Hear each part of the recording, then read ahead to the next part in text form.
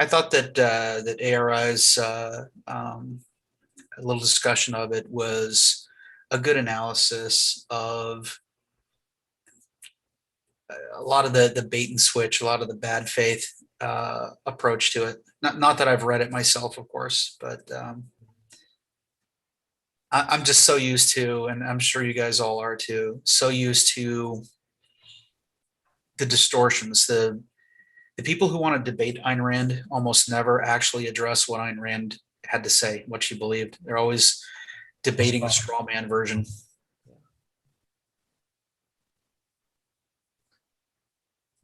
Okay, so it started up. That's right. Started up.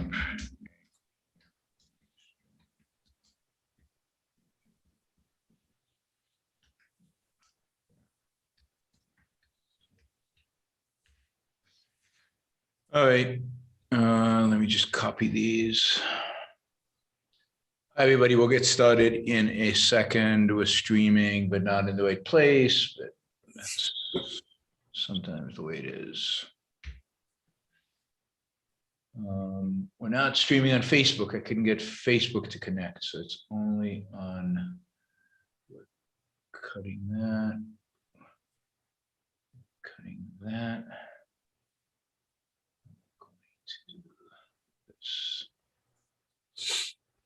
Okay, people are joining.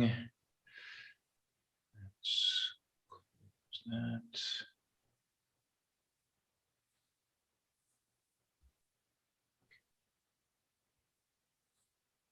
All right, yeah, YouTube is streaming on YouTube, but not on Facebook. No, I'm just on YouTube. So we lost some people, but so be it. What can I do? Okay, let's see, just do this. Go live. The radical, fundamental principles of freedom, rational self-interest, and individual rights. This is the Yaron Brook Show. All right, everybody, welcome. Welcome to Yaron Brook Show on this Sunday afternoon. And today we've got a contributor hangouts with some of my most generous contributors, supporters of the Yaron Brook Show.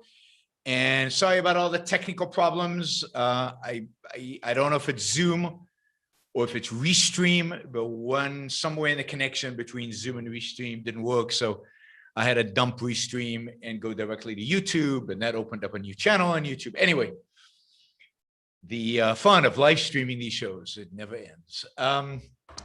But we're here. We're rolling. We're working. Everything's working, so we can jump in.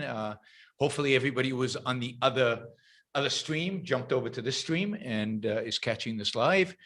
Don't forget to tweet and invite all your friends over so they can enjoy this too.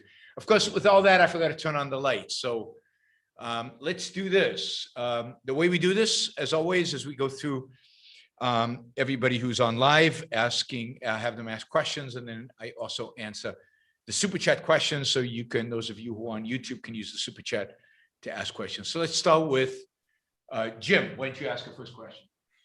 Sure. I think when you move to your new studio and get your green screen set up, you'll have to take a webcam shot of exactly this backdrop right now, so you can put that in your background, so it looks exactly the same.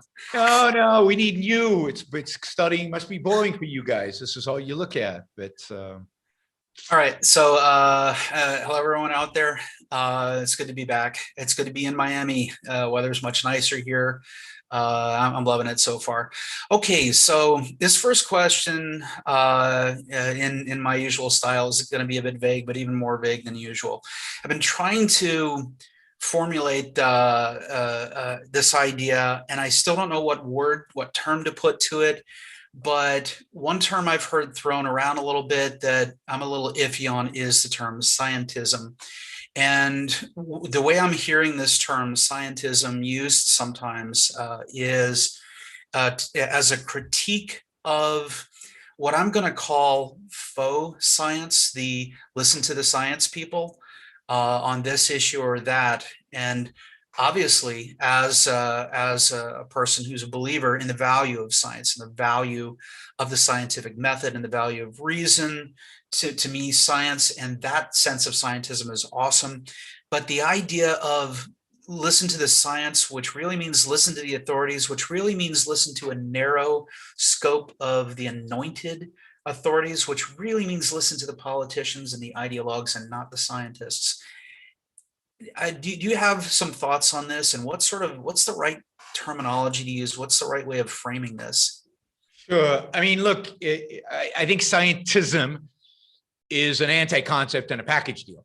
It's a bad term, and I would never use it. It's packaging real scientific knowledge and real scientific expertise. And, you know, this hatred of elites, this hatred of expertise is absurd and ridiculous. Now, granted, elites and experts have betrayed us, have stabbed us in the back as an American people in an anti-freedom, anti-liberty, anti-capitalism. So I understand where it's coming from. But whatever culture replaces the existing culture, whatever we get to something better, we're going to have experts and elites, I hope, who are good at what they do, understand, because not everybody can be a philosopher. Not everybody can be a scientist. Not everybody can be an epidemiologist. Not everybody can be, you know, a physicist. Some people, that's their expertise. And those of us who are not are going to rely on them to an extent. Now, scientism is supposedly this idea of viewing science as a religion. But does anybody really view science as a religion? Well, no, but science by definition is the opposite of religion. Science, if it's really science, it's about facts and evidence and experimentation and testing and so on. So science is science. Science doesn't tell you necessarily what to do, it tells you what is. So the package deal is the good, which is science, a respect for science, respect for fact, respect for evidence, respect for knowledge, and this idea that you have to accept the should that the experts claim comes out of that science. But you don't have to accept that, and indeed that should is not science. That should is morality, it's political science, it's politics, it's whatever it happens to be. It's not science, right? So the mixture of the two, of this religious attitude towards, you know, right now, this idea that we have to do what Fauci tells us, right? No, you don't. But you know what? You're an idiot if you don't listen to Fauci. If you don't at least take into account what he's saying. You might disagree with him. You might listen to other experts. But he is a scientist. He has worked in the field 30-something years. He has some knowledge. Unfortunately, he's in a political position. That's sad. I'd rather there not be these political positions. But, you know, but you don't. Scientism is anything Fauci says is the word of God. But that's not science. So it shouldn't be called scientism. That's authoritarianism. That's respect for authorities, not respect for authorities, but blind obedience to authorities. So it's mixture of the positives of science and the negatives of blind authoritarianism or blind adherence or blind following of somebody. And that mixture is a package deal. And it's the purpose of the package deal is not to obliterate blind obedience. The purpose of the package deal is to obliterate science. Yeah, exactly. And I would layer in another aspect to this too, because I completely agree with all that. The other aspect is, excuse me, the idea of people who are, say, in media, who are not necessarily scientists, who are starting with their own preconceived notions and saying that scientists agree with my idea. So they're essentially, it's sort of like priests saying, you know, I speak for God. You know what I mean? I speak for science.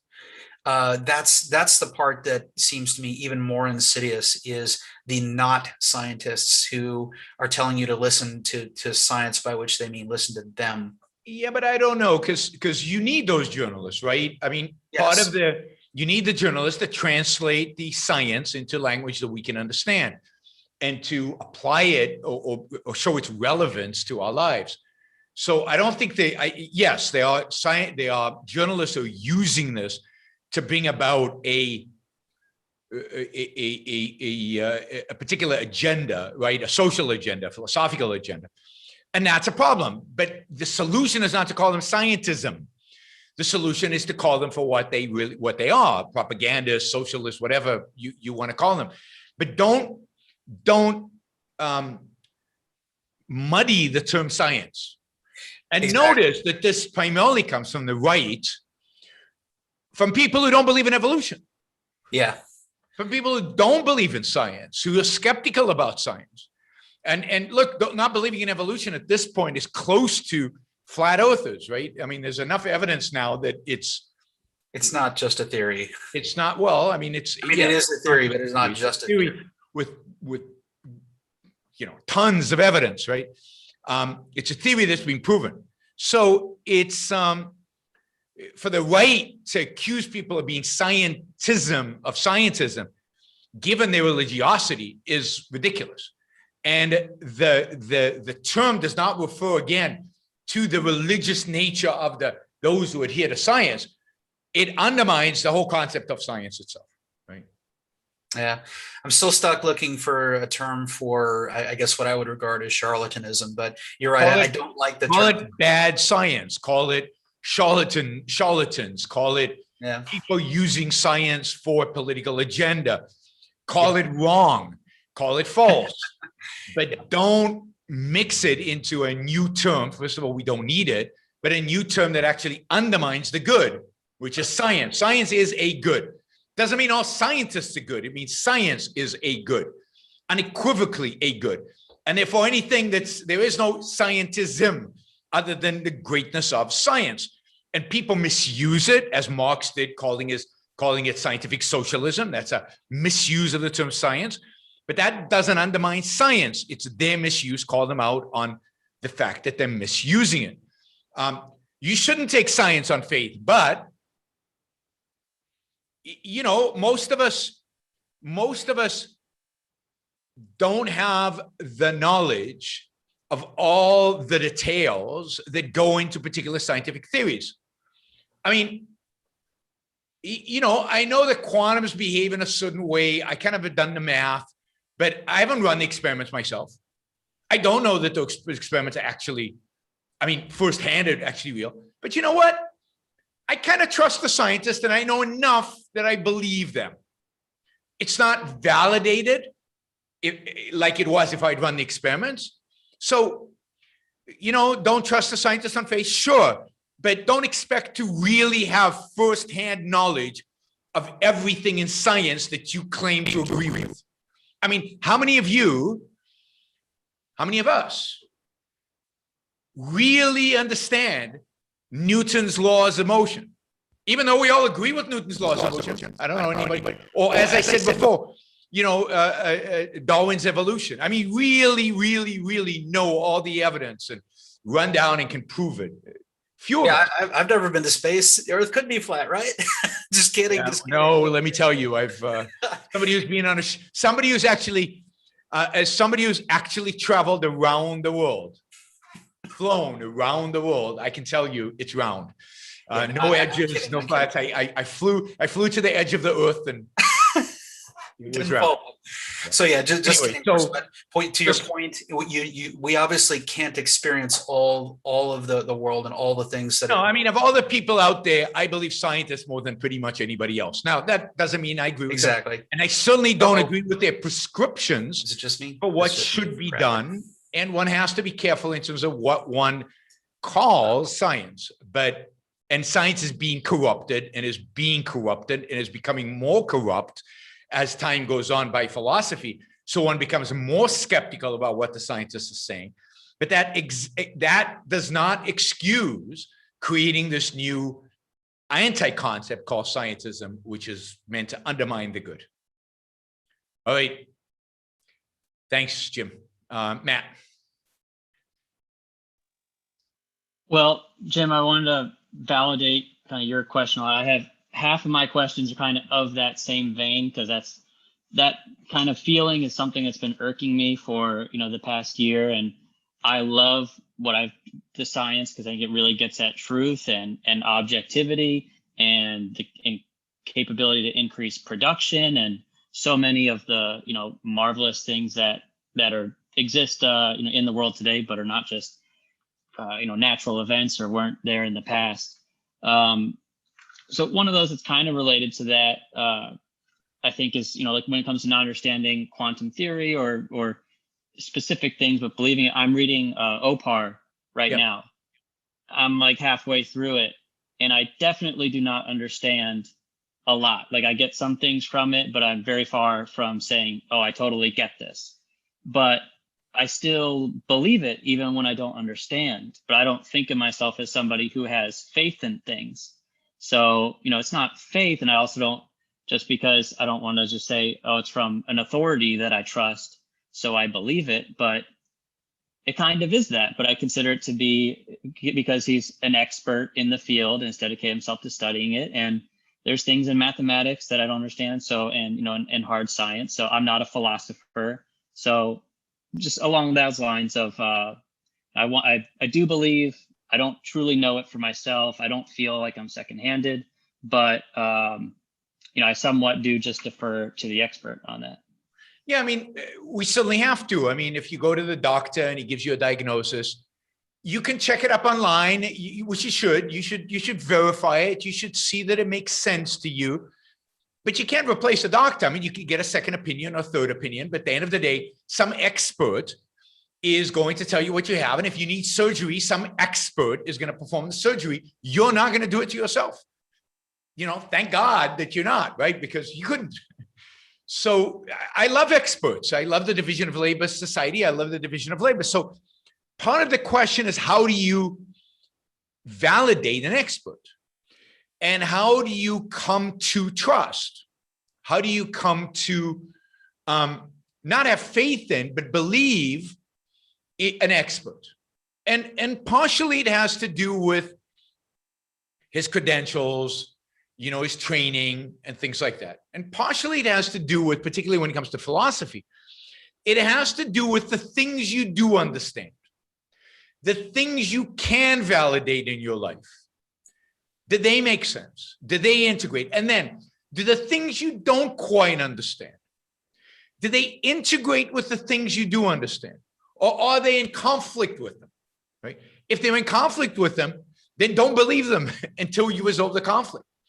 But I kind of call this the smell test. Yeah, but it's in philosophy, it's deeper than the smell test, because you have to actually go through the integration. So you're reading Opa, and he's saying, I kind of get this stuff from epistemology. I don't completely get it, but everything else he says makes sense to me, and I do think I get it. And it seems to integrate with the epistemology stuff. I'll have to come back to it later to really get into it, and I'm going to accept it now because it integrates with everything else and it fits. It doesn't create conflict. If it creates conflict, you have to resolve it. And at whatever level of depth you want to go into something, it can't be contradictory.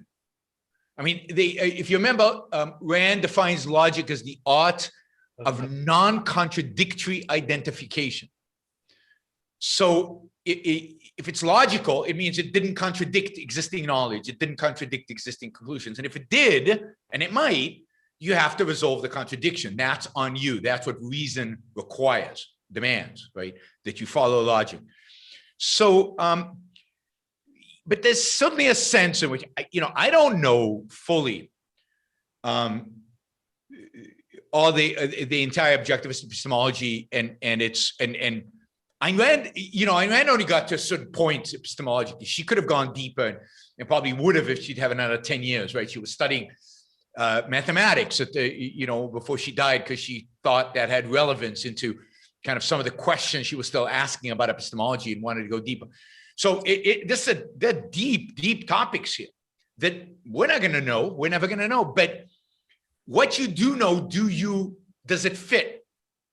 And here integration is so crucial. And then is there anything in your experience that contradicts it? Concrete or through integration? The mental and then- model, if and I then may, sorry, go ahead. Yeah, and then over time, I think you make it yours by constantly going back to those issues you might not, particularly in philosophy, that you don't fully understand, and Leonard calls it the spiral of knowledge, right? Going back to them and bringing your new experiences to them and saying, okay, is it still non-contradictory? Is my knowledge still a whole? Is my knowledge of other parts of the philosophy still consistent with this? So, but yes, you cannot know everything, right? In a first-handed, absolute sense. Reality is too rich and too diverse and there's too much there. That's part of the division of labor, and we should embrace that. The mental So in model summary- I tend to use, if I may, is this idea of building credibility. That if somebody introduces me to something that they say, well, this is science and this is very well understood. If it's something I don't understand, I'm going to suspend any disbelief. I'm going to go look at the sources, get as much as I can, and see how credible does this person seem? How much does, like what Yaron was saying, how much does it comport with what I already know, what science already seems well established? If they're consistent with everything, then I'm going to give them the benefit of the doubt, and that's how experts earn credibility with me. Matt? Yeah, so I think I can accept it and let it go without being faith if it integrates with what I already know, if it's non-contradictory, and I mean, if you have reason to trust this authority, right? and I believe it could Because of be, other if I were to investigate it, I believe it could be proven out. Then Yes. it's not revelation or reliance on authority. Even if I don't actually go do that investigation, I think if I pass those three tests, I can just leave it at that. That's right. That's right. Can Yeah, I I mean, think about chip in? studying a new topic in school. Your assumption is the teacher has no reason to mislead you.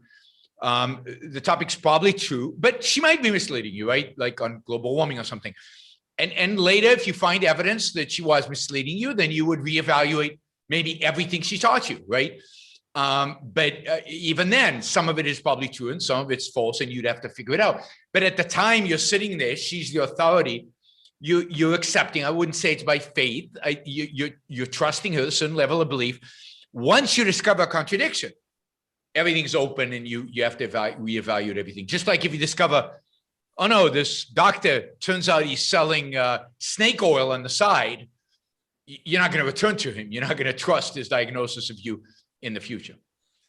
I suspect that is part of what Matt may be getting at here. And I'm sorry I got cut out, my video lost, but is I get beaten over the head all the time by people who are like, who are you? You're not a scientist. You're not credentialed. I'm like, you're right, but point to resources.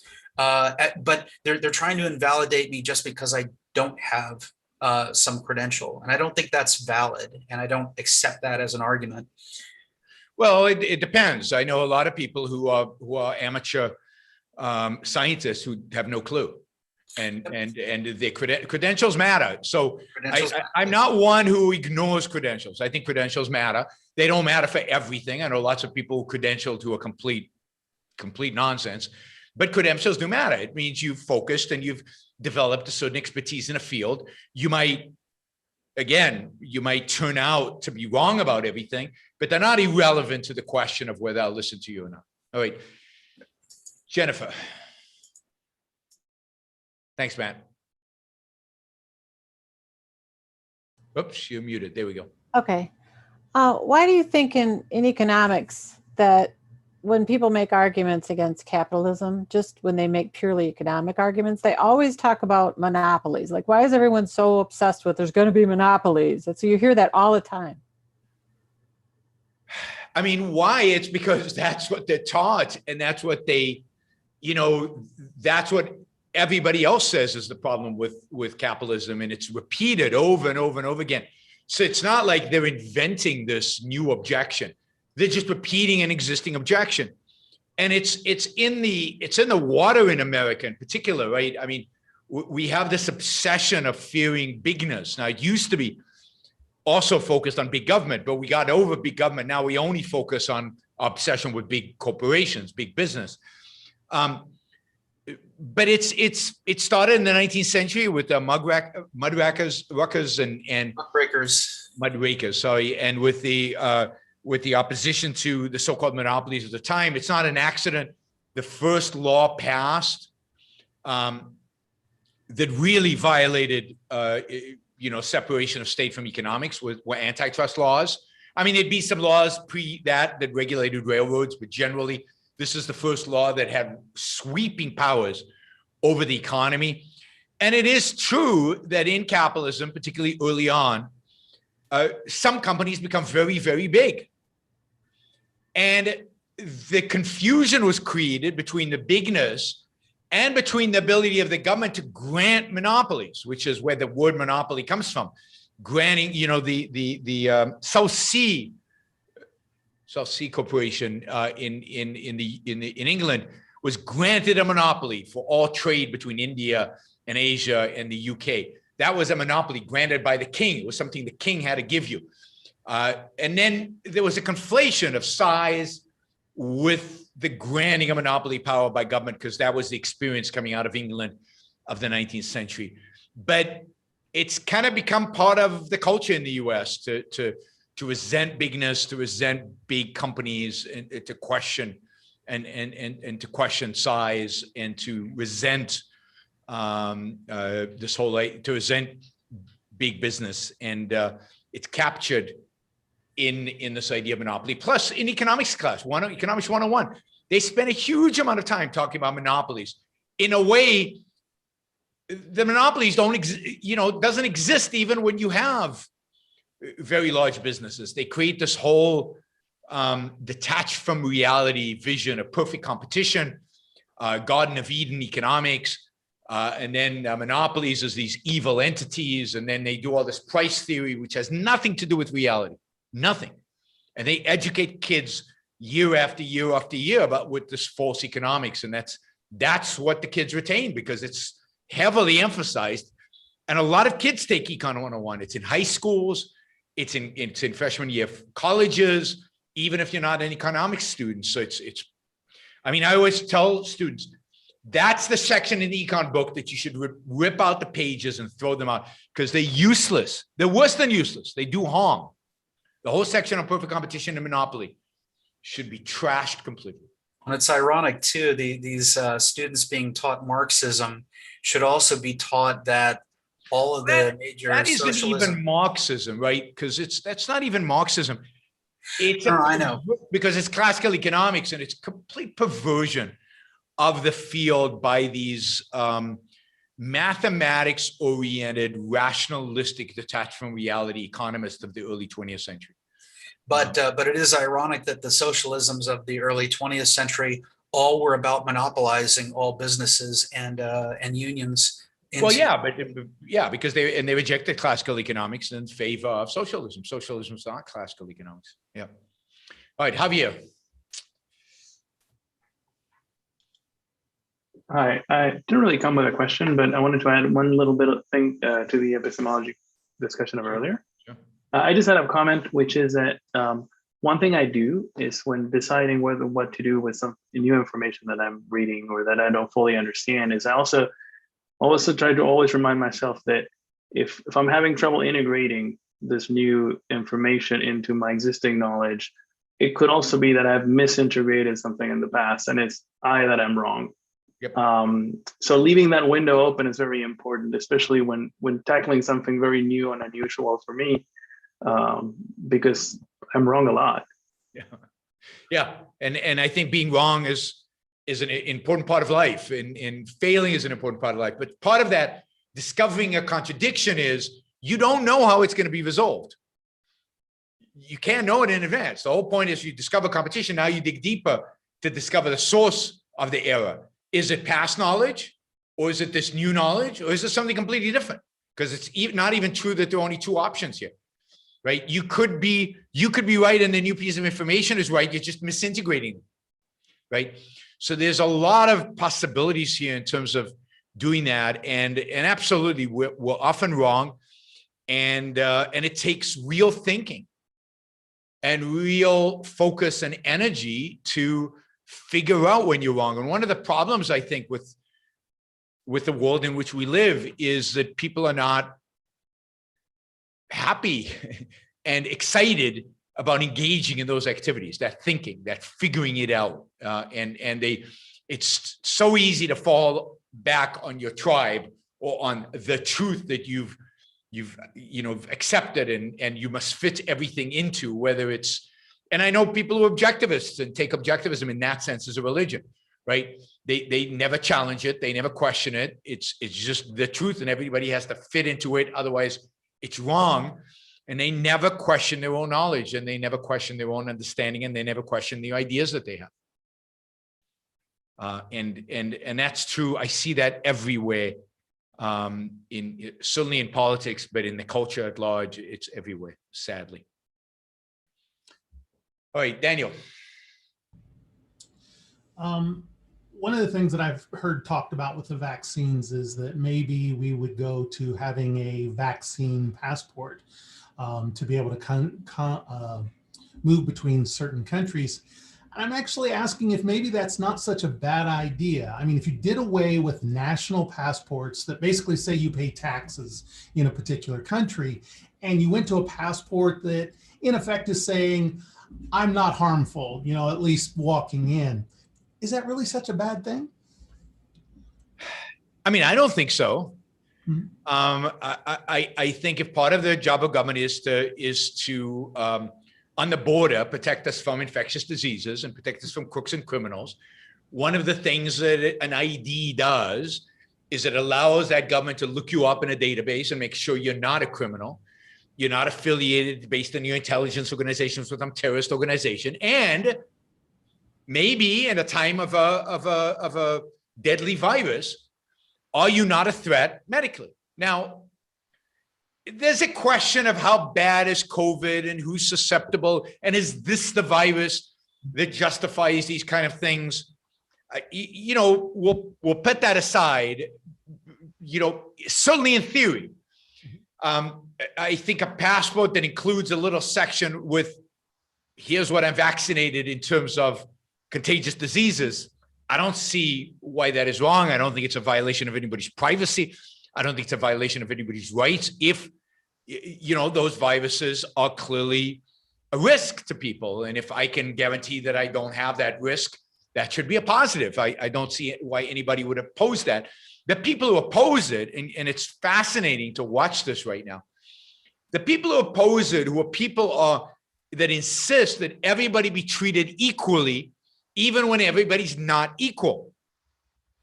I am not equal to somebody who's not been vaccinated. The virus doesn't treat me the same way it's going to treat somebody who's not been. I've been vaccinated, two doses, right? So I am far less likely to get the virus, far less likely to give the virus, far less likely to land up in hospital because of a virus. But importantly for the government, far less likely to give other people the virus that is somebody who's not been vaccinated. That's just a fact of reality. But that's not allowed under egalitarianism. It's not allowed to take those factors into account. Just like it wasn't allowed to treat old people and young people differently during the pandemic, we had to treat them the same. So we locked down children, even though there was no medical reason to lock down children. And we didn't cocoon or isolate elderly Americans, because God forbid we treat old people differently than young people. That egalitarianism is crippling us. And the only objections I've really seen to a kind of a vaccine passport are ones that have to do with an egalitarianism or privacy. But privacy is ridiculous because the government already knows you're vaccinated. When they filled out that little form, you went into a database. So who exactly are you trying to protect your privacy from?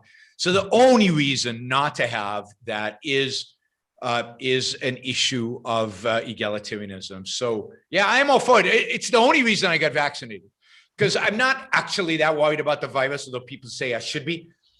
I'm much more worried about the virus being used as an excuse to lock me down.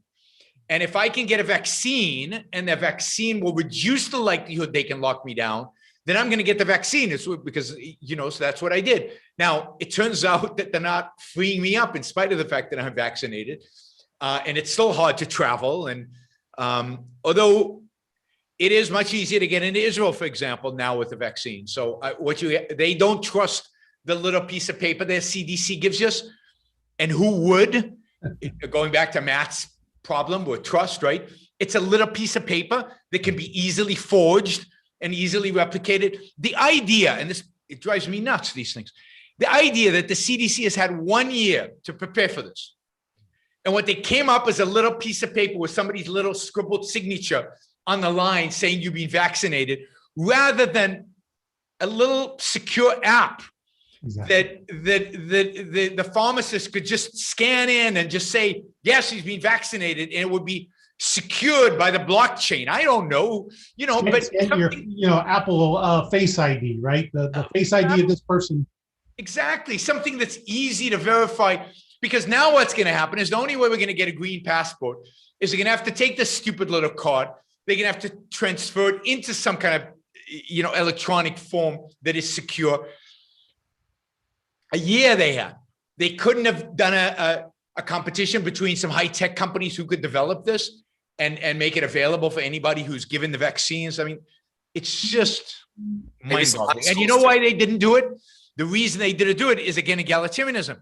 I bet you they sat around and said, but what about the people who don't understand technology? What about the people who won't be able to download the app and use the app, right? That's why we don't have it. It's because we have to all be equally, you know, shackled. Darius.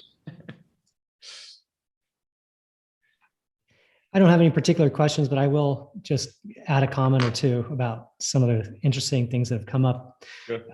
Yeah, in terms of Jim's question about the muddying the waters of science, I think the key phrase to watch out for, and I hear it a lot more and more these days, is I believe in science.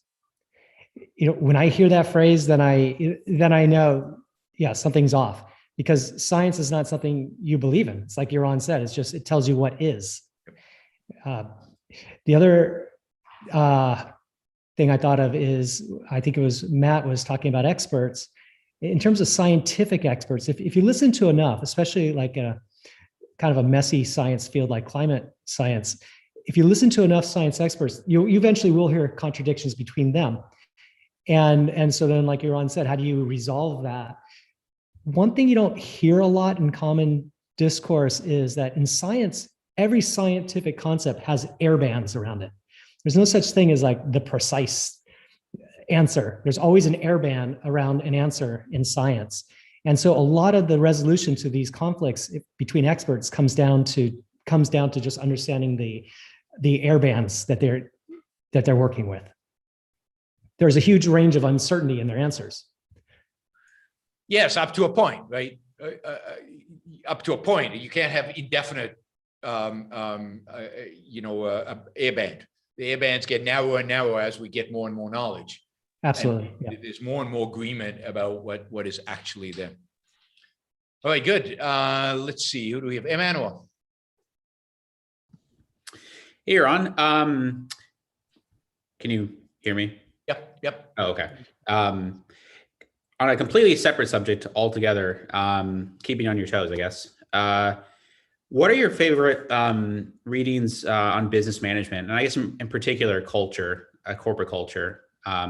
It seems on one hand to be, you know, any team requires some common set of goals and criteria and mission and values, the ways that employees ought to act. But there's a lot of variability in terms of how you design an organization, how you properly motivate employees. Any text that you would recommend, and I guess in general, that's a big question, I guess. But well, it's not that it's a big question. It's that I don't retain these kind of texts in my mind, so I'm always I can't remember, right? Unless it really leaves a mark, unless it really influences me, then I can't really hold it. So you know, even when people ask me for recommendations about books in finance or economics, I don't always have them at the tip of my tongue because it's not just there. But I think there's a lot of good knowledge out there in the field of management about creating good corporate culture. I think there are good stories out there that there are people doing good work about it. I think particularly if you come at it from the perspective of objectivism, from the perspective of wealth creation, value creation, the need of use of reason for innovation, and the idea that you need to give people freedom and you need to give people the ability, the scope to think outside the box and to use their minds in production, then I think if you take your objectivist perspective, I think most like management books are going to give you a lot of things to work with, right? If you bring your objectivism to the table, right?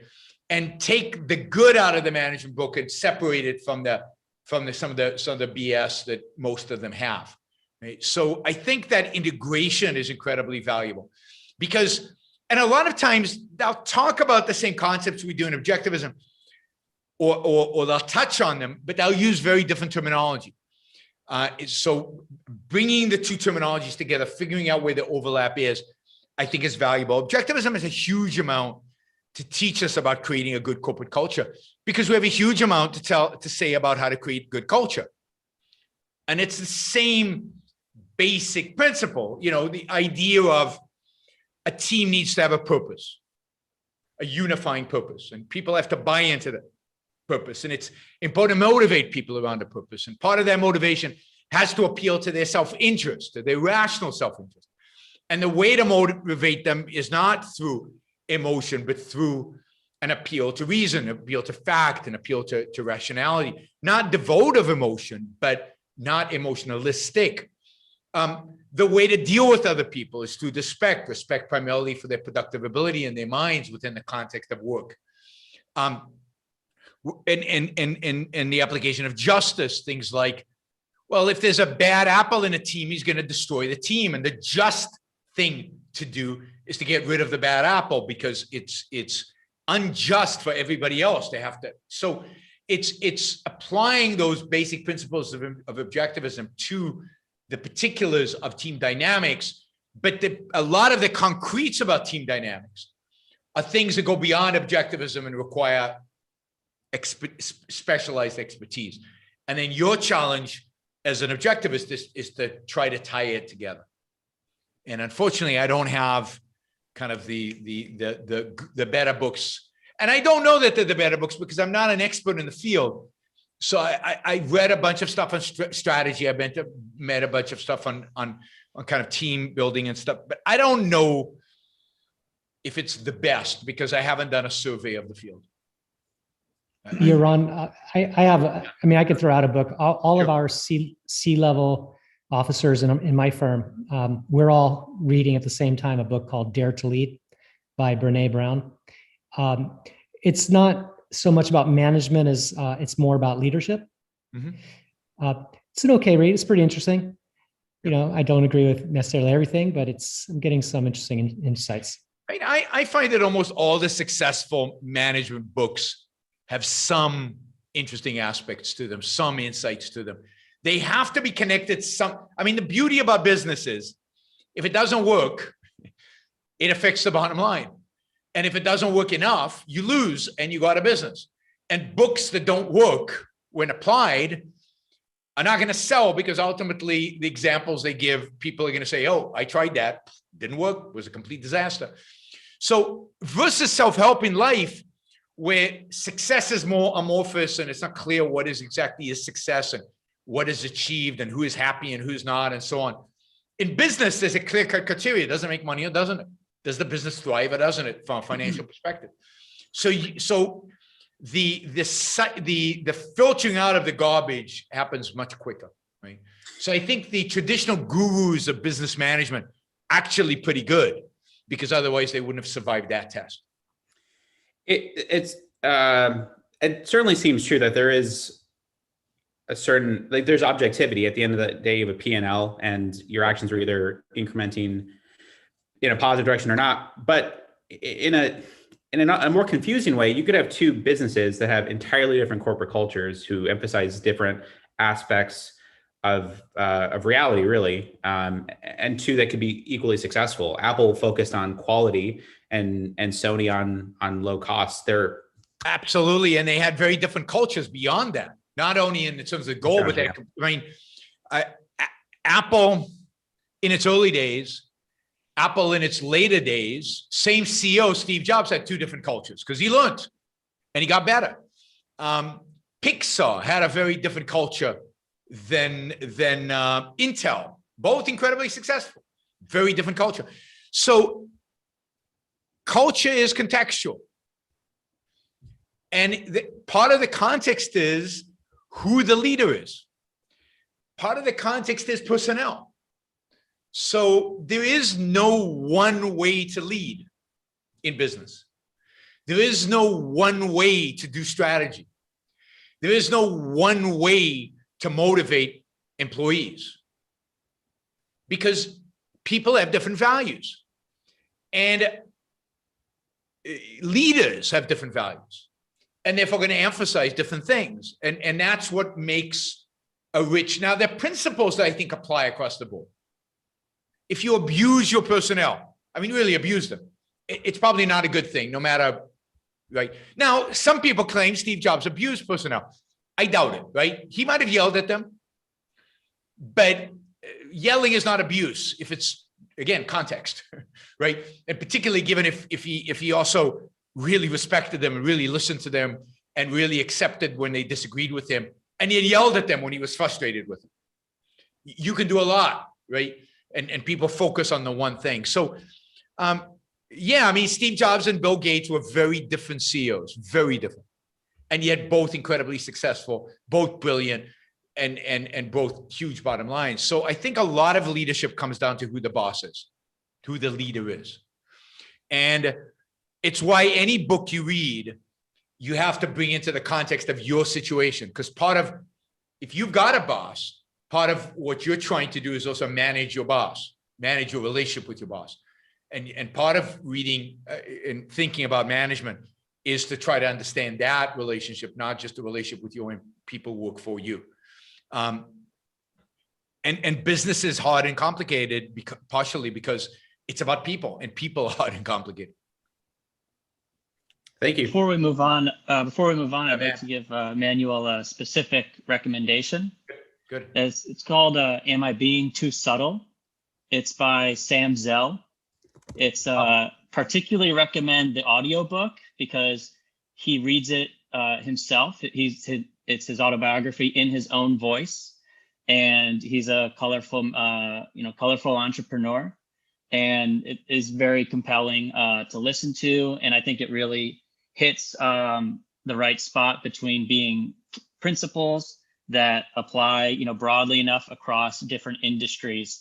It's not overly specific, but it's not, too vague either. So I think it's really in that sweet spot, and it's a great read on all around. And it's very grounded. It's very based in reality. Sam Zell and subtlety don't fit in one the same sentence for me.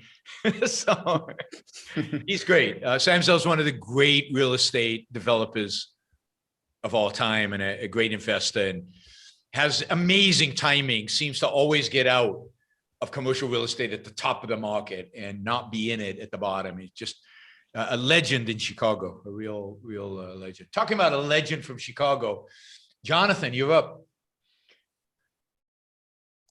Hi, Yaron. Thank you for all these shows. Just an abundance of tremendous intellectual ammunition. I think anyone who's debating becoming a subscriber of yours should know that this is a great investment in yourself and in your own values. So thank you for fighting so hard for all of our values every day, and all that you're doing. I wanted to ask you a question actually about the investment world. So much as objectivists, we kind of, I think, learn to put emotions in their place, if you will, kind of not ignore them, but put them in their right place. My question is, how do you deal with the emotions of investing? Investing is a unique, I think, endeavor. It can be very emotional, literally kind of the ups and the downs. So, how do you deal with the highs and the lows of this pretty unusual pastime? Yeah, I mean, that's a great question, because I think it really is challenging. I think a lot of people don't do it very well. And if you can handle your emotions, it's going to be very tough to be in this as a profession. You know, I think it's really the way you handle your emotions in every way, in everything. You have to be able to accept your emotions, handle them, not let them dictate your behavior. Experience them. You're going to be disappointed. You're going to be thrilled sometimes, but neither the disappointment nor the thrill should guide your actions. Now, sometimes when things are not going well, and your emotions might be signaling to you, check your premises, check what you're doing, right? Check the models, check what's going on in the world. Have you got it right?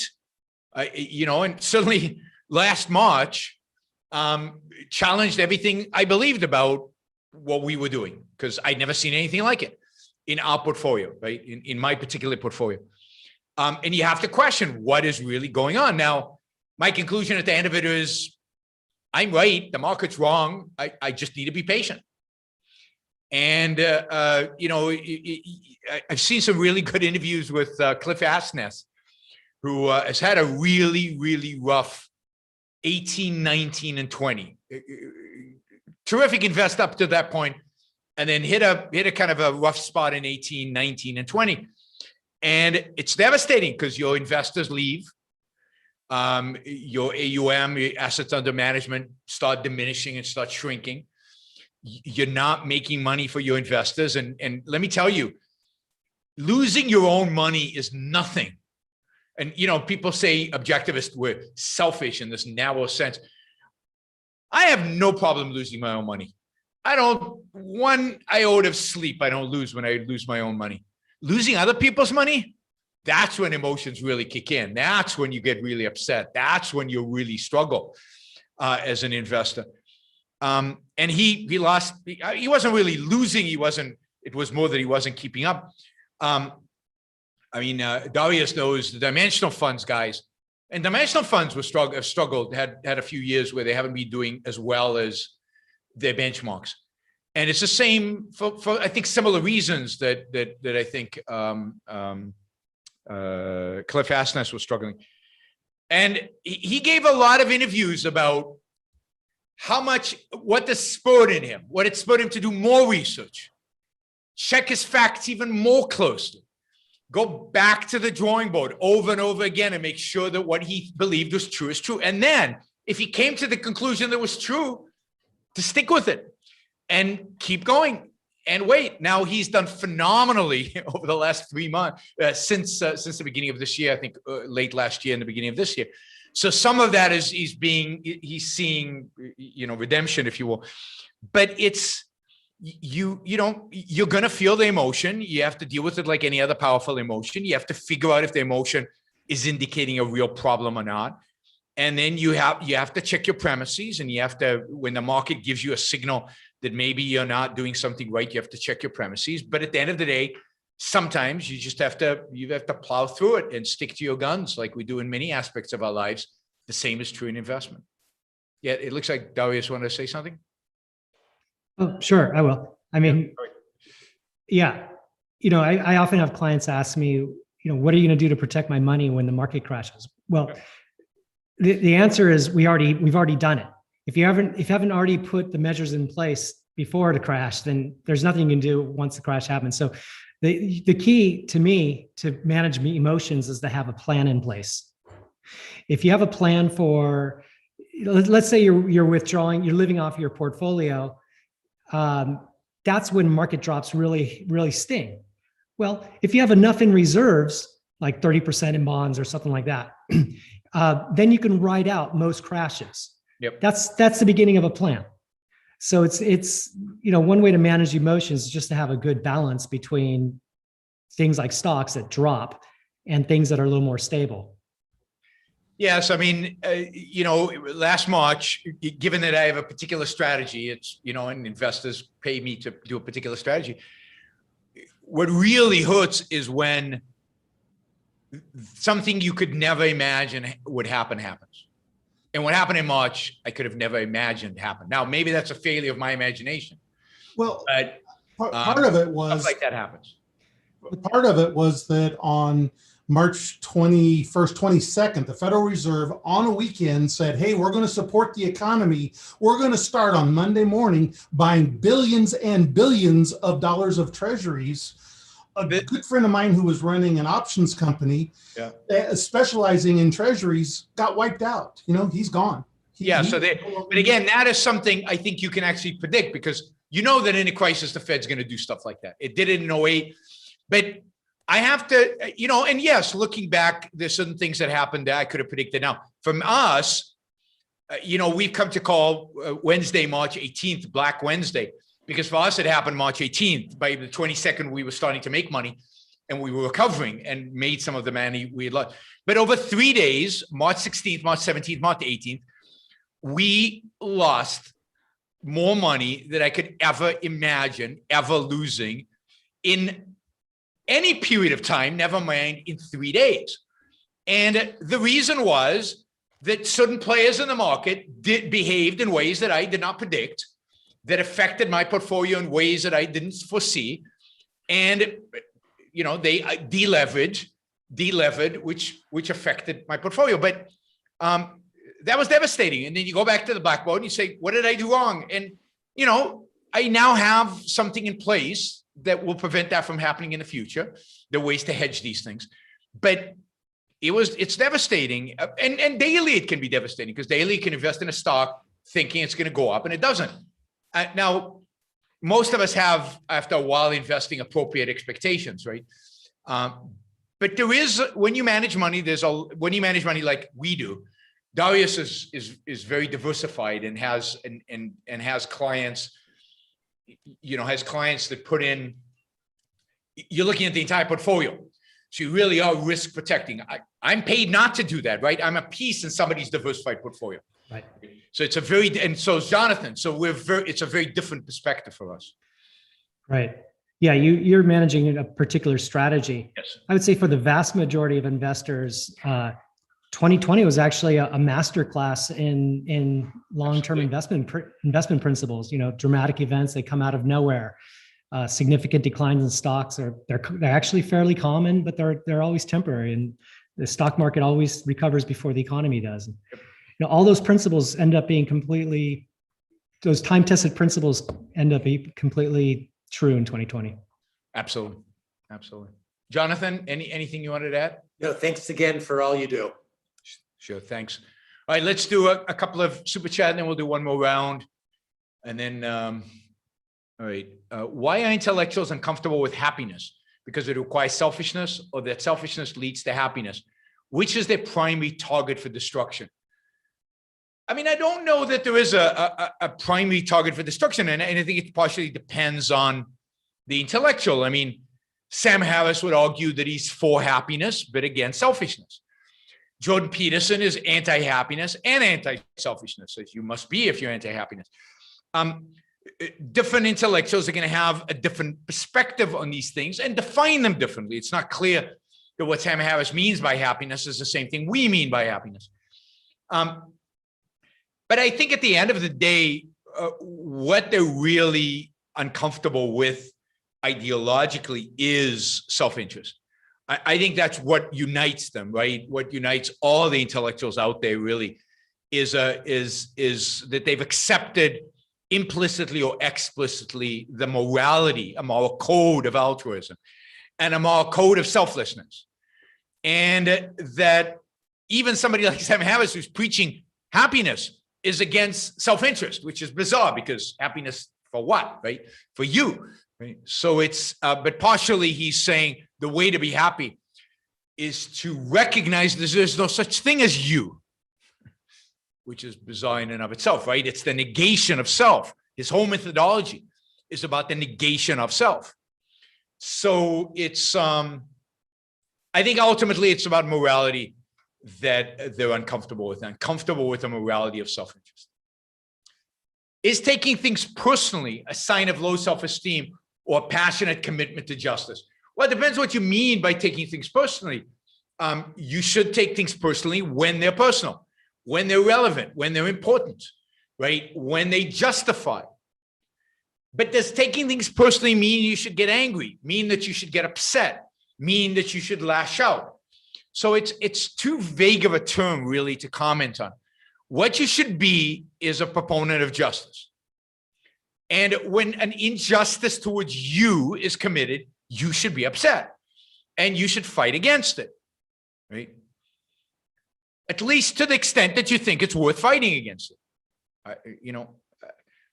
At some point, there's certain injustices that happen out there that are just not worth the time, effort, money, energy. So you have to balance all these things in the context. The context is one, your own happiness, your own success. So justice is not a, out of context dogma, right? You have to, anybody who insults you, you have to take out the sword and go fight them, right? No, I mean, you have to take the fight into the context of your own life, into the context of your own happiness. I've walked away from a fight many times in my life because it wasn't worth engaging in it. And there was a lot more to lose than there was to gain. And the justice for me didn't require it. So you have to take these things into the context. Getting angry is completely appropriate when an injustice happens.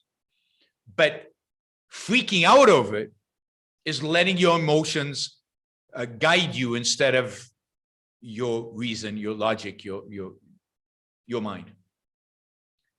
I think that covers that super chat. Why are self-absorbed people not selfish? Because being selfish is not thinking about yourself. Being selfish is not just caring about yourself. Being selfish means taking care of yourself. It means making your life your primary. It means engaging your reason in survival and thriving and succeeding as a human being. So being selfish requires certain principles. It requires, for example, to be rational. Being rational, engaging in the external world, is not consistent with self-absorption. The idea of self-absorbing means denial of reality. It means you're absorbed with yourself to the expense of the facts around you. That's not selfish because it's actually detrimental to your own ability to survive and to thrive. Imagine you're self-absorbed while the tiger attacks you. You need to be absorbed by reality in the sense of focused on reality. And then think about, how do I make my life the best life that it can be within the context of reality? And narcissistic or self-absorbed people can't do that. They can't look at objective reality, at objective threats, at objective benefits. It's all filtered through a narcissistic obsession about themselves. But that's not in their self-interest. So sometimes something can be very pleasurable, not in your self-interest. Cocaine, I understand, is very pleasurable. It enhances pleasure dramatically, but it's not good for you. Being self-absorbed is just not good for you. So the standard of what selfish is it good for you? Good objectively, based on the standard of survival, thriving, happiness. I find there's a strong correlation to short-term versus long-term thinking. Narcissist tends to be short-term thinkers. Absolutely. You should check out Should I Sell All My Possessions by Cosmic Skeptic. Really frightening how much awful ethics gets such great traction. Yes, there's a huge anti-materialist, sell everything, let's go small. Small is good movement out there that's very destructive, very destructive. All right, another round. Let's start with Jennifer. I do this based on how you appear on my screen. So, you were talking about handling emotions earlier just now. Yep. There's different physical ways that people can express emotion. You can smile when you're happy, cry when you're sad, whatever. And there's a lot of differences in people, and there's differences in men and women too, and how they physically manifest. So is it valid to have different ways to do that as long as you're not hurting yourself or someone else? Like you might throw a pillow against the wall if you're really mad, but if you throw a Ming vase or if you throw it at someone's head, that's different, you know? So yeah, it's very different. Yeah. Yes, I think absolutely. I think different people have different ways in which they handle emotion. They have different ways in which they express emotion. Some people, feel it, more intensely than others. Yeah, as you said, men and women, I think, deal with emotion very differently and experience emotion, I think, differently. So how you deal with it differently is fine within the context of reason. What you're doing is not irrational. What you're doing is not self-destructive. What you're doing is not destructive to others. What you're doing is not destructive to, you're not doing something you'll regret later. Hit a pillow on the wall, right? But you might regret, destroying all the plates that your grandmother left you, right? My grandmother left me no plates, so I have nothing to destroy. So, but yes, so it is a question of how you deal with it so that it's not anti-you, that it's not self-destructive. That's the key. thank you. A lot of optionality in terms of what that is. All right, Matt. Okay, so my first son was just born a couple weeks ago. Congratulations. That's great. Thank you. And at some point over this couple of weeks, I thought about the world in which he lives in, and when I was in my childhood, and so over the next 50 years, what do you think about what's more likely, getting an objectivist enclave, a Galt's Gulch, going somewhere on Earth or the moon or Mars? Do you think any of those are going to happen? I'd buy a condo somewhere on Earth right now, or the moon if it was available.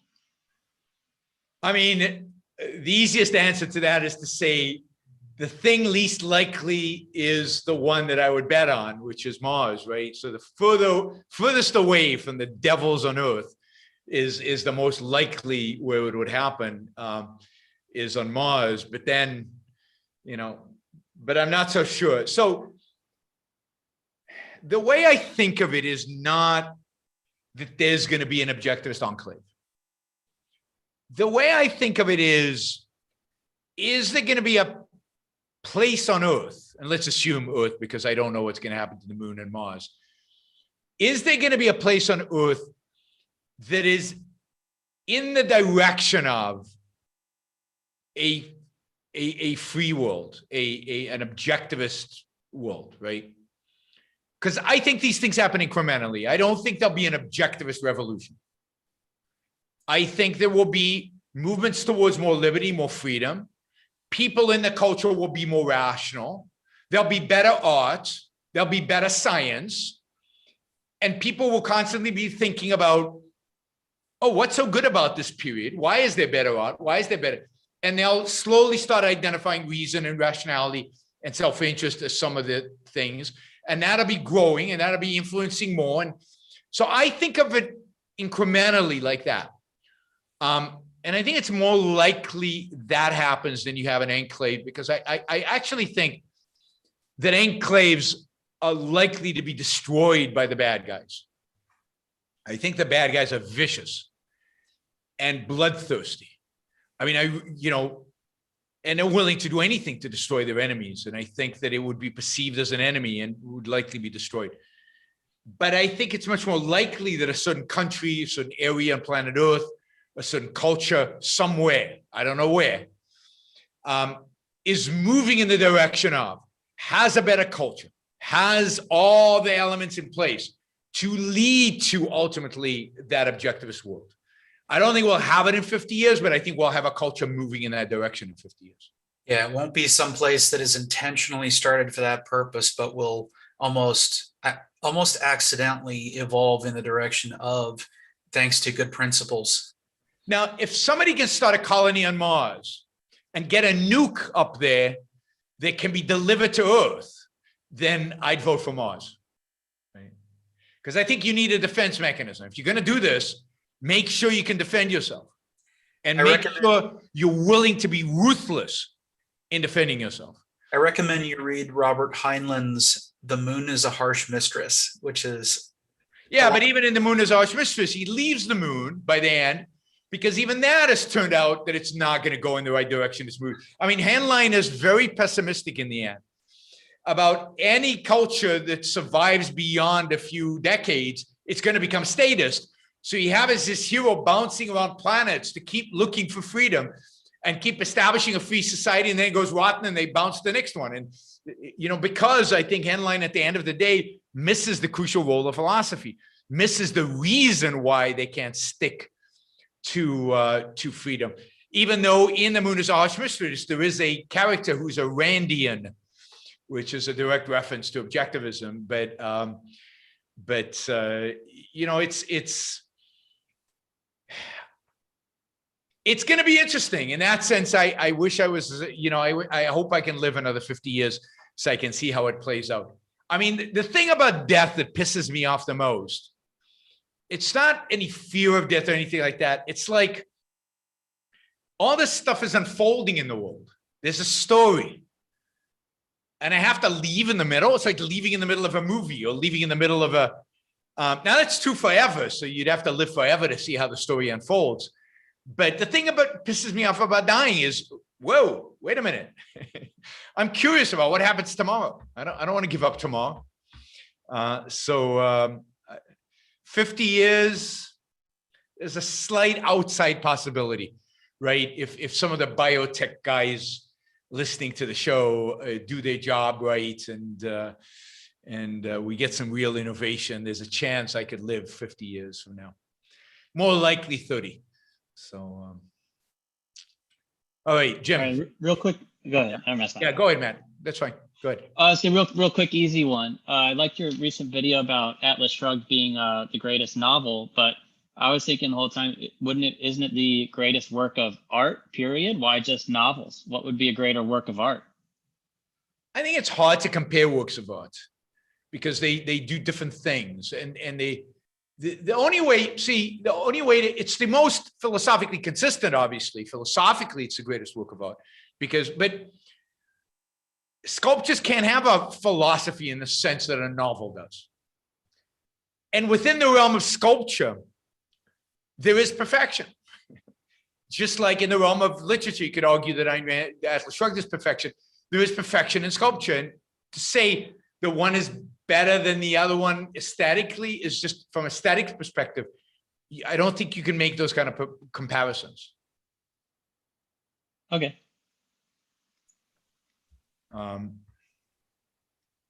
Yeah, I mean, how would you compare Rachmaninoff's Second Piano Concerto and Atlas Shrugged? I mean, we don't even have the language to compare them.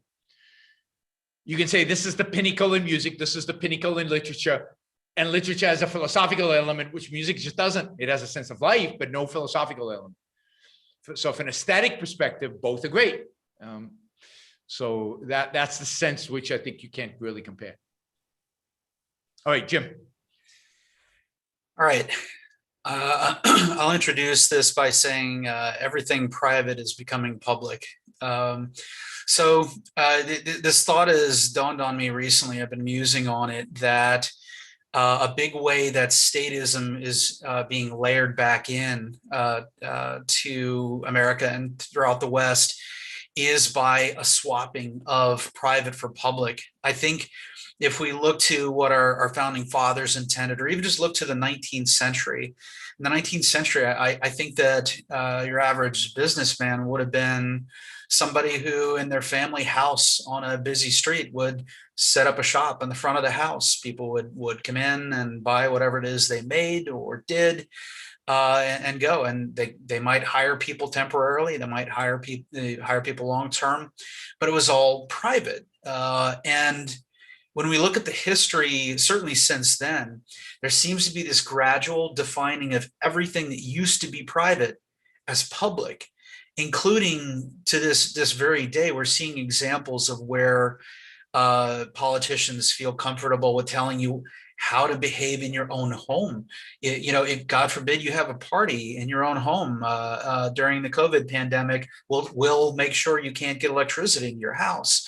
Or listening in on your private communications, and in the UK, will arrest you for on a private on a tweet or something, saying some using some unpleasant language or such. That if everything becomes public, if nothing is any more private, how could you expect to have any sort of individual freedoms? I mean, I think there's a problem with the term public, though, because it's meant in a variety of different contexts, right? So a public corporation is not public in the sense that the roads are public, right? It's private, it just happens to have a lot of owners, right? The information Google has on you is not public, it's Google has it, even though there's a sense in which you could think of it as public. So it depends what you mean by public, but in the sense that the government is everywhere, and that's what we mean by public. The government owns everything. Then absolutely, we're moving away from freedom. We're moving away from private property. We're moving away from privacy, real privacy. And there is a sense in which that's the way statism and collectivism works. Collectivism is a rejection of privacy, the rejection of individuality, rejection of private property. And as individualism, capitalism, private property had declined, collectivism and the public interest, the public welfare, and the public ownership, in quotes, rise and become more and more important and more influential and dominate everything. That's absolutely the case. But there is a question. I've been thinking about this because Ayn Rand said somewhere, I forget the essay, that civilization is the process of the public becoming private, not in the sense of government, but in the sense of what you share with your fellow human beings, right? So if you think about sex was not a private activity 300 years ago because you lived in a one-bedroom place. Your kids were there. Going to the bathroom was not a private activity. You went out in nature, or you went to communal baths where people, if you go to Rome, I mean, people are sitting right next to each other having conversations while they're on the toilet, right? This is what it used to be. And now we have little rooms dedicated just to that activity. And we have private bedrooms where we have sex, and we cherish privacy. But there's a sense in which in the 21st century, we're giving up certain aspects of privacy for values. And it's interesting. And I don't know how much people actually think about it and how conscious it is, and how self-interested ultimately it really is. But there is that issue, put aside government. There is an issue about just, how much are you willing to share? I mean, I think this, I don't know, this obsession with selfies is weird. Like, I want everybody in the world to see me in everything that I do, every place that I go, all the time. Strangers, I put it up everywhere. It's not just my family. And constantly, nonstop, selfies. I mean, there's something really weird about that, and something that denies a certain sense of self-respect and a certain sense of privacy, that of certain things I don't want the whole world to know. It's connected, I think, with the prevalence today of amateur porn, right? Even sex is no longer private. People want to share it. They want to share everything. Everything that they do has to be shared with the world. It's bizarre. But as long as it's voluntary, that's an improvement. Well, that's a libertarian argument. No, not as long as it's voluntary. Voluntarism is not the issue. I mean, I'm not criticizing any particular activity, but the point is that the issue is not voluntary or not voluntary. The issue is selfish or not selfish. The issue is rational or not rational. The issue is it good for you long-term or isn't it good for you long-term? The issue of the political issue of whether it's voluntary or not is a separate issue. The much more fundamental issue And given how much is voluntary in our lives, the much more important issue is it rational or not? Is it selfish or not? So perhaps one conclusion just broadly is that the subject, the whole question of public versus private seems like a fruitful subject for objectivism to consider. Yes. All right, Darius. Yeah, question about the business that you and I are in, investment management business, and hopefully this isn't too boring for others. So traditionally, smaller investment management firms, we would distribute profits to the owners. One of the things we are grappling with on our management team is how much profits to retain earnings for reinvestment, for innovation and growth. Any suggestions kind of for a framework of how to make that evaluation for an investment management firm? What policy for how much the profits to distribute and how much to retain? Not really, partially because I think it very much depends on the context and the owners, right? And how old are they? Do they view this as a business that's going to continue forever? And are they building something that they want to see continue for a long time? Or, hey, I mean, the fact is, those are great questions. In 10 years, I think in 10 years, I don't care about, I mean, I've got younger partners. If they want to continue the business, fine, but I'm taking my profits and going home, right? I don't want to retain anything. And I don't care about the earnings in 10 years. I want to do other stuff. So I think age is very relevant, the age of the partners. Long-term planning is really relevant. Is this a business? What is the horizon for the business? Is it 10 years, 20 years, 50 years, right? Of course, the longer the horizon, the more you want to retain earnings. The younger the partners, the more you want to retain earnings. Right? The older the partners, the more they want to take the benefits of everything they've worked hard for and go and buy a yacht or whatever it is that they want to do with it, right? It also depends on how relatively wealthy the owners are, right? So a lot of people, let's say you're a billionaire, right? Then consumption is not an issue for you. So unless you want to go explore space like Elon Musk or what's his name, Jeff Bezos, you don't need billions, right? So why not keep them in the company and grow them for the fun of it, right? And watch them grow, right? Or take them out to diversify or something. But if you're at a point where you're making, I don't know, $500,000 a year, then the extra income makes a big difference. It could make a difference on the kind of house you're going to buy, on the kind of yacht you want to buy, whether you travel first class or business or coach when you fly. There are a lot of considerations. So there's certain income levels when incremental dollar makes a big difference. And there's certain income levels where the incremental dollar doesn't make a difference. So the more you're making, the more you're going to retain. The more you've already got wealth, you've already got. So all these factors have to go into the equation, and then it's the character of the people, right? It depends on their particular values. That makes sense? Yeah, that was helpful. Thank you. Sure. Daniel. Lots of market questions today. Let's talk about payment for order flow. According to Elizabeth Warren, it's evil for a couple of reasons. First of all, if someone else is getting paid for my order, then obviously I could have gotten a better price, regardless of looking at any data and what the data might say.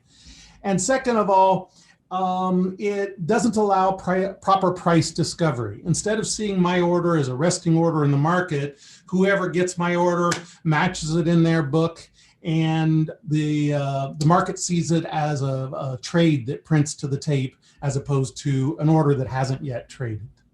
What about it? Is payment for order flow really evil? I don't know that people know even what that means, right? So let me try to explain what payment for order flow actually means. So Robinhood, you go to, and I did this in the Finance 101 that I did in the Robinhood GameStop show. but I'm not sure I went into all the details. But GameStop, you make a trade on GameStop. You want to buy 100 shares of Amazon. GameStop doesn't actually own any shares of Amazon. They can provide you with the shares of Amazon. They go to a marketplace where they put up, hey, we've got a client who wants to buy 100 shares of Amazon. And that is matched in this marketplace with somebody who wants to sell 100 shares of Amazon. And usually the market maker, the person who matches the supply and demand, might have an inventory of Amazon because it's traded a lot, and they might actually match that. So this happens in this marketplace, right? Even this is simplification because it's more complicated than that. What buying the order flow means is, now there's competition in the marketplace. Different firms provide the service of matching buyers and suppliers. It's not the clearing. The clearing is another entity. So of matching buyers and suppliers. And remember, the buyer and the supplier, the buyer and the seller are getting different prices. Most people don't realize this. If I buy 100 shares of Amazon at, I don't know what Amazon is trading at, $20 a share, and somebody else is selling 100 shares of Amazon, they're selling it for less than $100 a share. Because the party that's matching us is taking a piece. Otherwise, they wouldn't be that match. Imagine if there was no party in the middle. Imagine if you had to run around to find somebody to directly sell 100 shares of Amazon to. That would be unbelievably difficult. Even if you created some kind of matching software, you'd have to verify that the 100 shares of Amazon are really 100 shares of Amazon. You'd have to match the cap. There's a lot of complexity here. Plus, the regulatory system doesn't allow for that much innovation. So maybe we'd have innovative ways to do this, but regulation probably prohibits them. The way the system works is the way it's worked. And too bad Jonathan's not here because he knows this history really, really well. But the way the system's worked for 100 plus years, there's an entity that matches the buyers and the sellers, and they take a cut. It's called the bid-ask spread, the bid-ask spread. Now, what this entity does is it goes to Robinhood and says to Robinhood, look, if you give us all the orders, the buy and sell orders, we'll give you a percentage of the bid-ask spread. In other words, we'll pay you for that. But their profits come from the bid-ask spread. So in a sense, they're giving them a percentage of the bid-ask spread. It doesn't change the bid-ask spread. It's not increasing it or decreasing it. All it's doing is it's sharing in that, right? Now, the argument is, oh, we could have a smaller bid-ask spread if this entity wasn't having to pay Robinhood. Yes, that's true. But then somebody else would have to pay Robinhood. And this is what people, it boggles the mind, right? Robin is giving you the ability to trade for zero. Nothing. There's no such thing as a free lunch. Somebody has to pay. Like we use Google for zero, advertisers pay. And we pay in a sense that we get advertising. I know it offends a lot of you that you have to have this advertising on Google, but that's because you're getting a search for free. Like, you can do, there used to be, you could get, maybe it's not on Amazon, maybe it's Hulu, where you could get Hulu with no advertising and Hulu with advertising. Hulu with advertising is free. Hulu without advertising, you have to pay for. So if you wanted to search with no advertising, you'd have to pay Google. Nobody wants to pay Google. We'd rather take the advertising. The same thing is true. You can go and work with another broker who charges you. And Daniel might remember the days where it used to cost like $50 to do a trade. Absolutely. $50 to do a trade. And it used to be regulated by the government how much you could charge. And in those days, if I remember right, when deregulation happened, the actual rate was $70+ per trade. Yep. If you wanted to trade, I mean, my son told me recently that he owns one share of, I can't remember what company, one share of a company, right? Like, you couldn't in those days own one share of a company because you wouldn't pay $79 to trade one share. Only rich people could trade in the market because only rich people could spread the $79 over enough transactions to make it work. Yeah. So brokerage fees were deregulated in 1974, 5, 6, somewhere in that period, mid 70s. Since then, the prices have gone like this. And by the way, bid-ask spreads have shrunk, not expanded, they've shrunk. And high frequency trading has done what to, this is another pet peeve of Elizabeth Warren-like people. High frequency trading has driven bid-ask spreads even lower and transaction costs even lower, to the point where we can go and trade stocks for $0.